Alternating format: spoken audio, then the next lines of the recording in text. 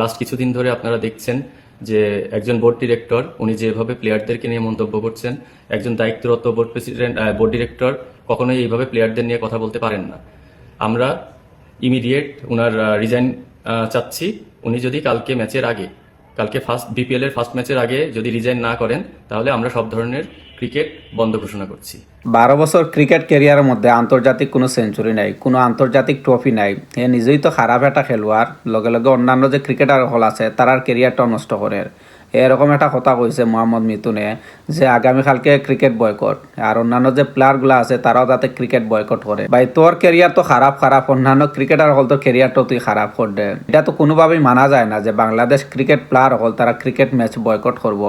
যেই ব্যক্তি কথা কইছে ওই ব্যক্তির লাগে অবশ্যই আইন আছে, আইনিভাবে নোটিশ পাঠাও। ক্রিকেট ম্যাচ বয়কট করার কারণ কিতা? নিজে তো ক্রিকেট ওলাই কিছু করতে পারছো না, অন্যান্য যে ক্রিকেটারগুলো আছে তারা ক্যারিয়ারটা তুমি নষ্ট করদায়। তোমার মতো আমার জীবনও দেখছি না।